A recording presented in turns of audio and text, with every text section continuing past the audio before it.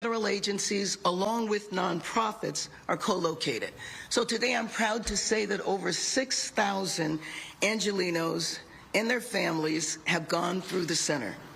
By the third week, we face down the threat of rain and mudslides, it never stops, by securing and placing more than 7,000 feet of concrete barriers and 6,000 sandbags in the communities and bluffs. And in week 4, we finally hit 100% containment. Recovery and rebuilding continues in Los Angeles. To the Palisades, I want to say that LA is with you. LA will stand with you until the Palisades is completely rebuilt and your families return home. We are going to be all in on rebuilding your home, your neighborhood, and your future. Now, public safety is always our #1 concern, and it's our #1 concern in the recovery effort as well. I directed the LAPD to intensify patrols in the fire-affected areas to prevent looting and trespassing. In week 4, our city inspectors have assessed all of the more than 15,000 structures in the Palisades, and we've replaced thousands of trash bins and restored trash service. We have cut through red tape, and we are just getting started.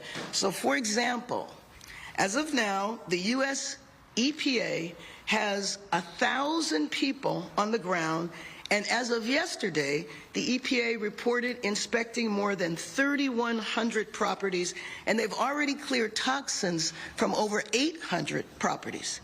The EPA process of debris removal and cleanup was projected to take 90 days, but the EPA is now reporting that Phase 1 hazardous waste removal should be completed by the end of this month. We've worked closely with the EPA, and yesterday I was with the EPA Administrator, Lee Zeldin. I had an opportunity to congratulate him for his appointment. I worked with him for 8 years in Congress, and I told him, and we shared, that we will look forward to working together again. We have hired more people from multiple departments in order to continue expediting rebuilding. And while we're focusing on rebuilding, we must help people now. So we deployed the online LA Disaster Relief Navigator, which has helped more than 1,000 people download their action plans for recovery. So now you can get help online in addition to going to the Disaster Recovery Center. And so for impacted businesses, we extended the deadline to file city business tax from February 28th to April 14th. And for the workforce in the Palisades, including the gardeners, the housekeepers, the nannies, the employees in the commercial businesses, the Economic and Workforce Development Department's Rapid Response Team is hosting regular virtual wildfire job loss orientation where Angelenos who were impacted by the fire can learn how to access job opportunities, unemployment benefits, and health care. We've been collaborating with the California Community Foundation to provide direct financial assistance to impacted workers, and the foundation has raised more than $50 million from 36,000 donors. People around the city and around the country are all standing in solidarity with us and doing everything they can to help Los Angeles. Through an executive directive, we are assisting in clearing the way for schools and child care centers to relocate and then reopen. And we've also helped to make it easier for impacted young people to enroll in school. We've eliminated red tape to ensure that the rebuilding of the Palisades will be swift and residents and property will be safe. Now, while much has been done over the last 2 weeks, much, much more needs to be done, including participating in the review, evaluation, and critique of everything, and then quickly acting on recommendations. So I will work in collaboration with the governor's office to conduct a comprehensive, independent review of the state and local response. In the meantime, the Los Angeles Fire Commission will do an independent investigation on the response. It will be headed by Tyler Eisen, the Commission independent assessor. Now, while I continue to join forces with our public, private, and nonprofit and philanthropic partners, the rebuilding of the Palisades is being led through my office. First, we have selected Haggerty, a world-class disaster recovery firm, to provide expertise and operational support to facilitate our comprehensive recovery effort. Haggerty will focus on implementing the city's vision for community resilience, infrastructure restoration, and environmental mitigation. This firm will report directly to Jim Featherstone, who I appointed to oversee the city's Emergency Operations Center's recovery group. Jim was the former head of the city's Emergency Management Department and former interim LA Fire Chief. Under my leadership and his leadership, this group is organizing, coordinating, and advancing recovery, keeping me updated moment by moment. And my friend, civic leader, and your former Palisade neighbor, Steve Soboroff, is our Phase 1 Chief Recovery Officer.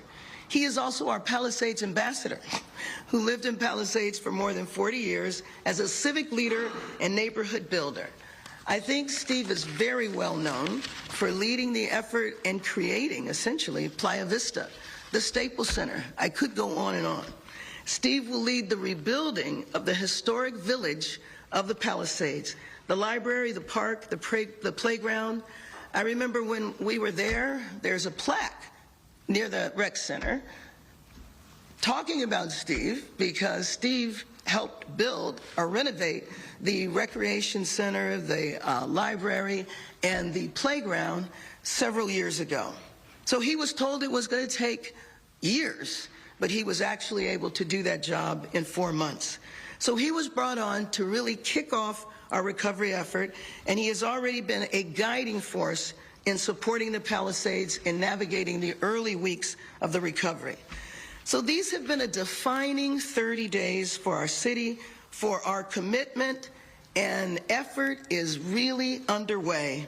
So over the next 60 days, we are going to make further progress through an all-in, all-hands-on-deck effort.